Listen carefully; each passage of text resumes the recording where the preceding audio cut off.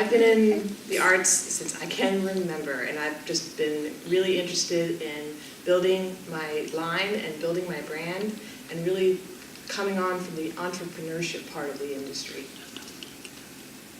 A lot of the things that people don't realize is that you have to market yourself. It is so important to put that marketing in the artwork.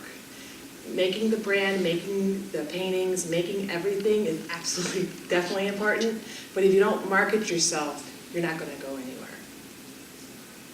Well, Mommy?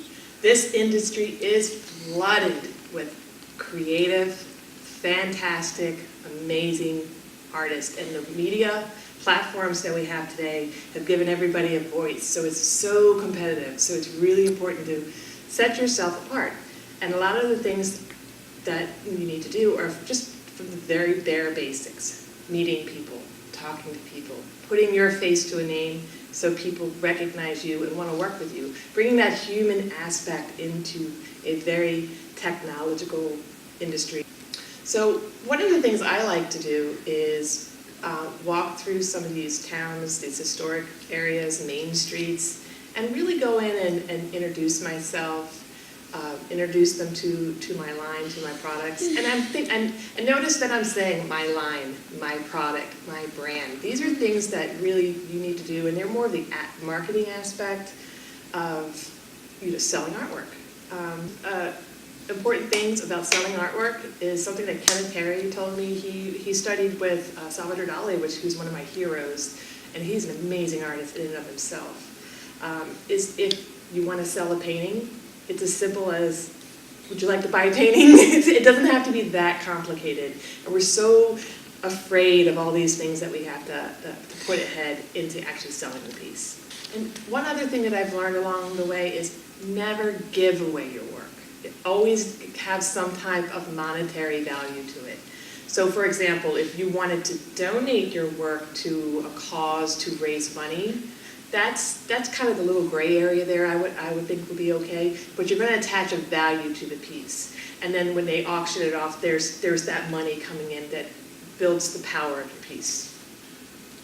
So some of these pendants I have made, I've gone to the Outer Banks for many years, and I always felt guilty collecting the full shell. So we would often limit ourselves to maybe like one or two, but they would have all these beautiful tumbled pieces of shell.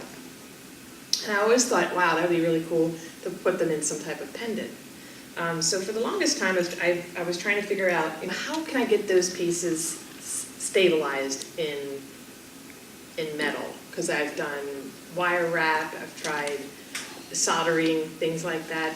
Nothing worked quite right. Then I discovered polymer clay. Woohoo! This lovely woman, Dana, showed me how to make goddess pendants at one of the parties at one of my neighbor's house, and I was hooked. So I was able to put these lovely faces of the goddesses on there. And I just choose the word goddess because it's just celebrating femininity, celebrating the woman in and of herself. Nothing that she doesn't have to change herself to be celebrated, to conform, So I've really expanded onto that, and some of the pieces that I found tumbled that you really can't attach to, I just embedded into the polymer clay, and I really enjoyed the way the clay blended together. My lovely daughter Anna loves to smash my clay together because she helps me make pendants herself, and she mushes all the clay together, so it's like, oh, now I ruined all my clay. So I just roll it all together, and it makes its own unique design, which I think is kind of cool too. And then the shells, they're so beautiful. They're just gorgeous shells, and they really shine up so well once you add the lacquers and the glimmer and glitter to it. Okay, and let's go ahead and take a closer look to these pendants.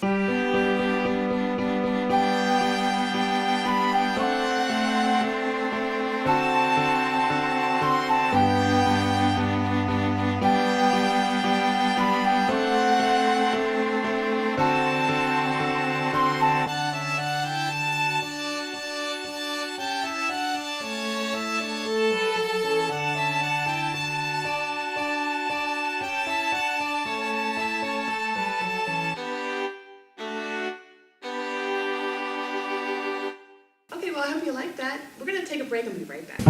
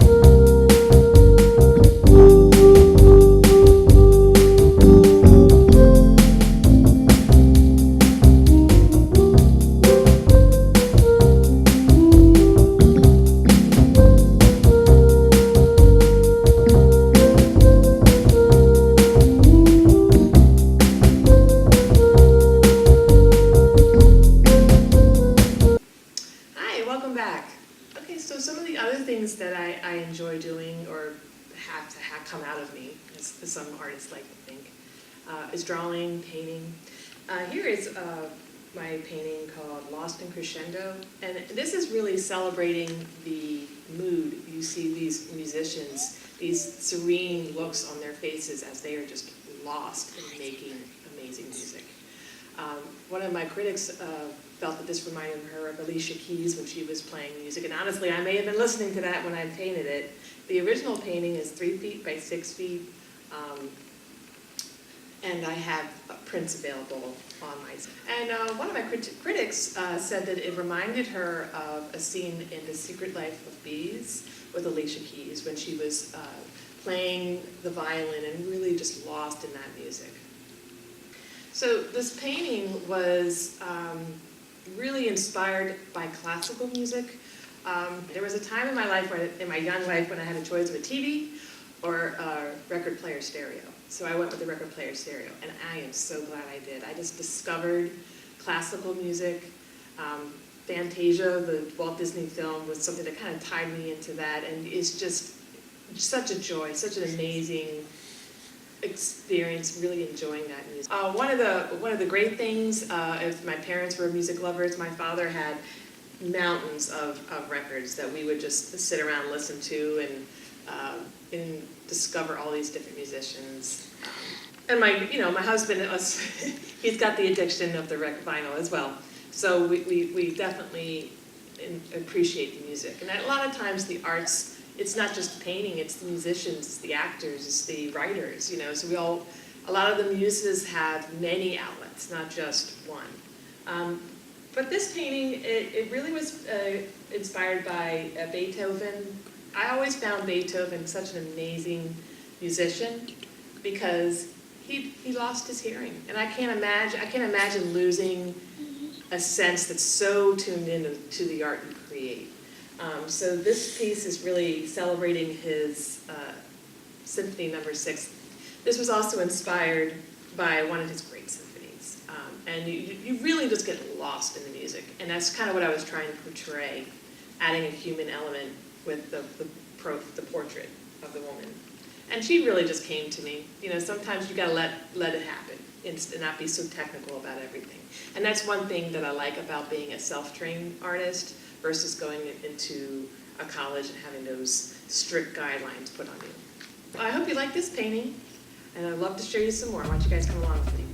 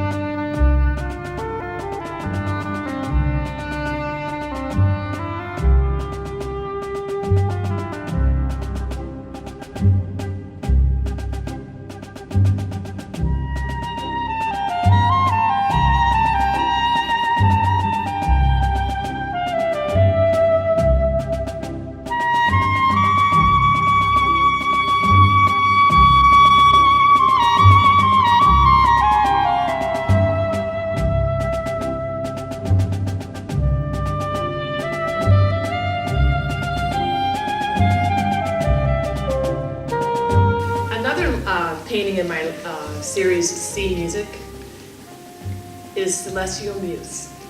This painting is just celebrating all those great singers and those moments when they just let out a note and like everything stops and the hair stands up on the back of your neck and you are just there, you're in it. Again, I play with the bar chord, with the music notes exploding off into space or wherever you want to let that music take you. One of the main musicians that really inspired this piece is Annie Lennox. Annie helped me through a lot of dark times, and her music has just really spoke to me, and I listened to it quite a bit. The album was Bare, and it really was at a time in my life when I was bearing my soul into a lot of my work. One other thing that I really developed, at first I struggled with it, is photography. And once things went into the digital element, I had a lot more control over the images, and I really have taken off. The biggest inspiration that I have to get that great shot is anything that flies, or anything in motion. Bees, butterflies, even an airplane. They're this exciting to get that sweet shot with the camera. Some of the other things I like to do is beautiful flowers, landscapes, sunrises, sunsets, and I like to call them postcard shots. Those images that you could really just slap on a postcard and sell. The other thing that I like to do is outdoor portraiture. I like that natural light that bounces off people, and capturing some really great photographs and portraits. And then, of course, some of the things that I've started doing is taking those great photographs and painting them. And I'm working on a nature series right now. It's currently at the Robinson Nature Center in Columbia, Maryland. And I have some of the butterflies and birds, and one of my third piece in my series C Music, which celebrates agriculture and farmers. Maryland is a big farming town, and we are lucky that we can pop down to the harbor in 10 minutes, or go west and just see the incredible landscapes of these farms and all these great people in our state. Okay, would you like to see some more? Why don't you have a look at this?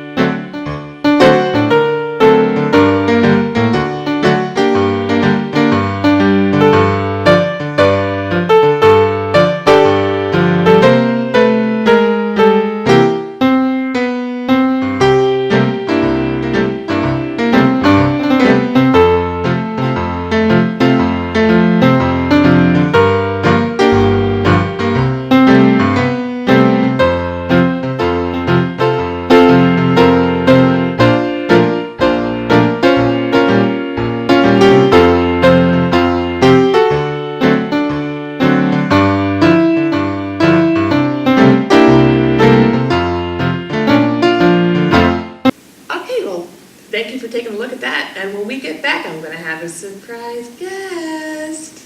Good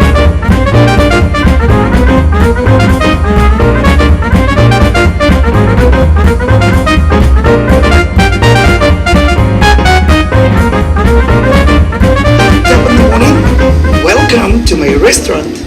My name is Irina, and I'm the owner of the Irina's Crepes Cafe in Glenburnie. I would like to welcome anyone who likes crepes and waffles. We are serving breakfast, lunch with great food. I would like that the best savory would be the Tuscan chicken with pesto, mozzarella, chicken. It's yum. And from the sweet one, probably it would be the banana strawberry Nutella. Tell me about the artwork on the wall. It's so beautiful. This is different collection from different places. um, try to put something new and warm and homey. You succeeded. That's beautiful. So are you interested in having artists come in and maybe hang their work? Yes, we would love to see some artists coming to us, and we will have the space for them for the pictures. I think, yep, it's possible. Yep.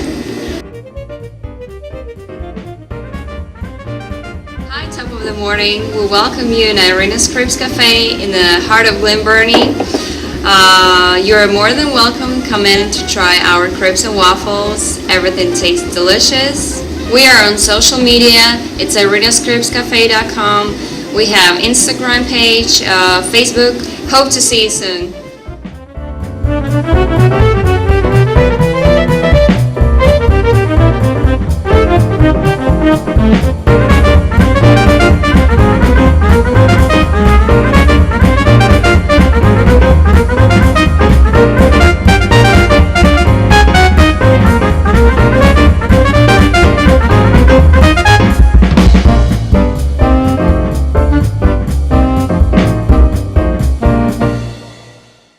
Okay, so some of the things I wanted to talk about are going back to marketing yourself.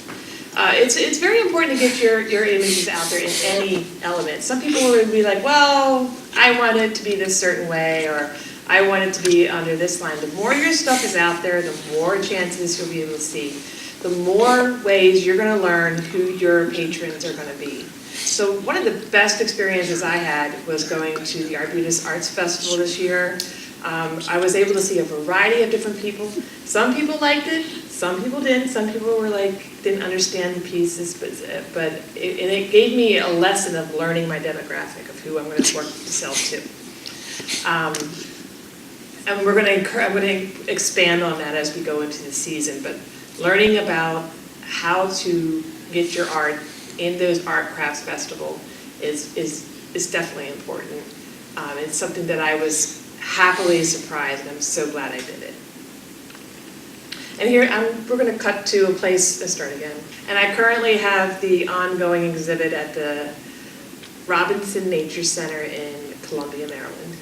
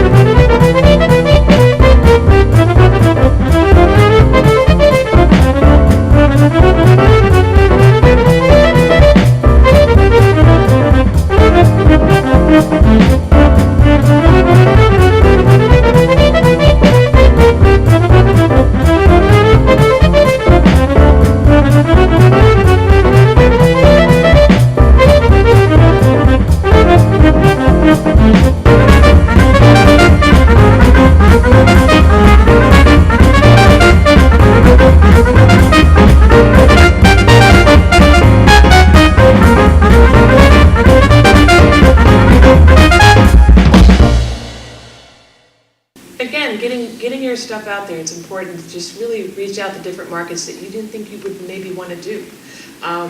One of the great opportunities I had was with the Women's Heritage Center downtown. They celebrate the women's heritage in Maryland and Baltimore. All right, and have a look at this.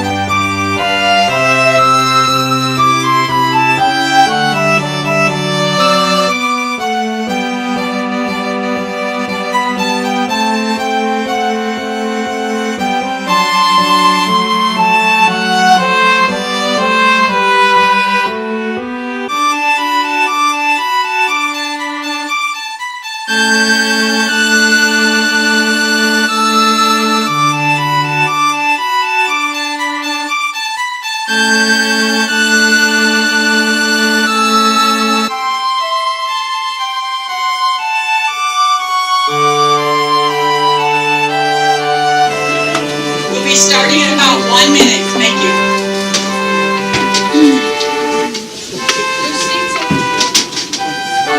How many seats? There's some seats over. One there.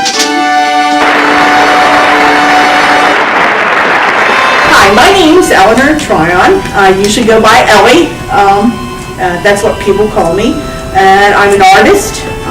I have a background in museum studies and museum education.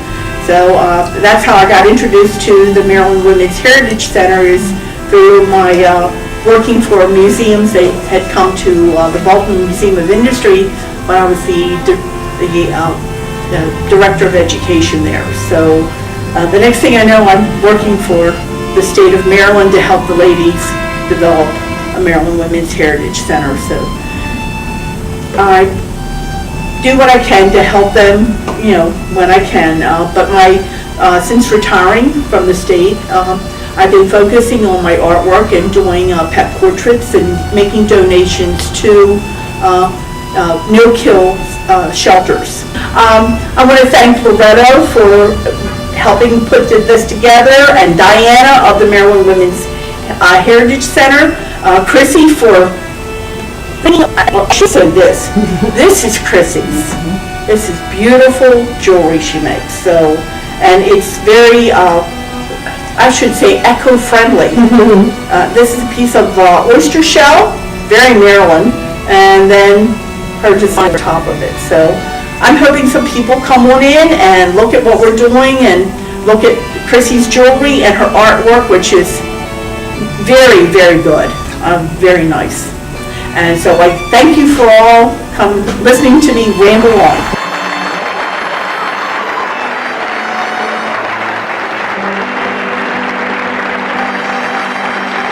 Hi, my name is CHRISTINE Chavis. Been on hiatus for work for quite some time, and I'm starting to get back into it.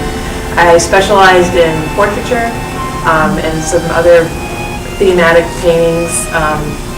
I've also gotten into doing my oyster pendants, or my goddess in the half shell. My goddesses are to celebrate the divine femininity in any culture, really. So I've just started doing this, my new passion, and I'm looking to expand that idea into different designs.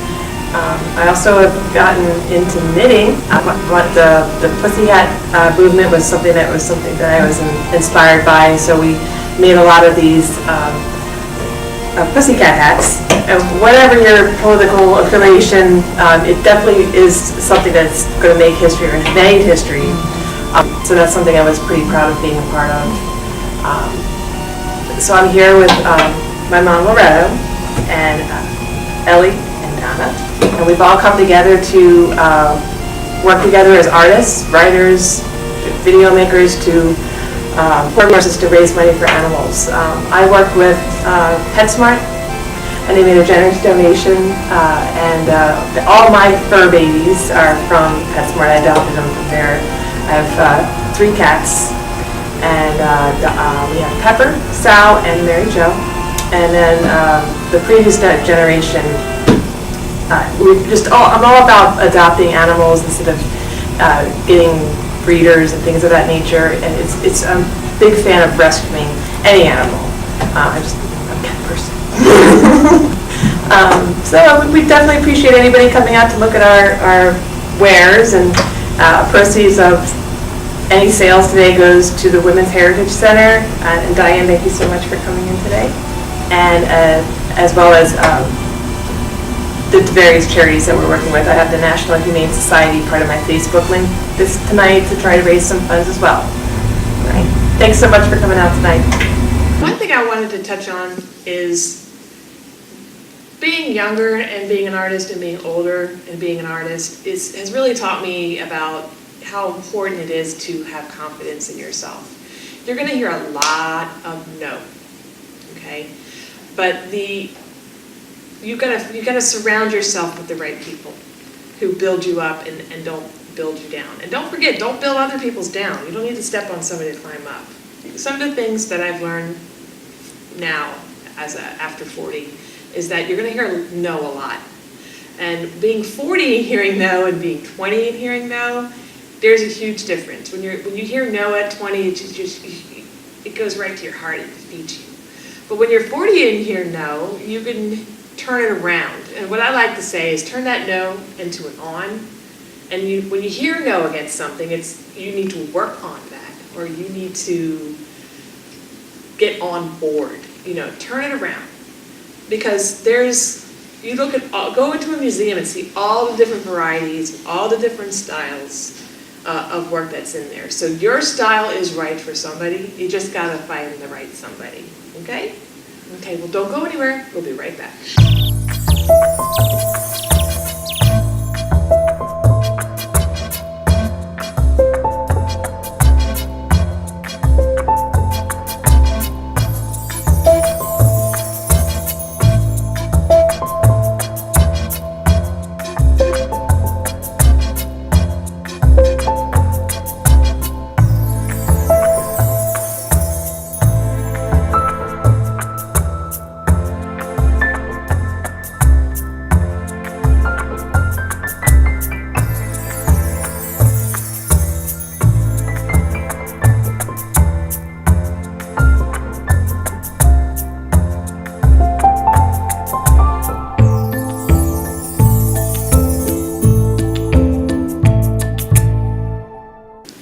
And remember, to be an artist at 20 is to be a dreamer, but to be an artist at 40 is to be an artist.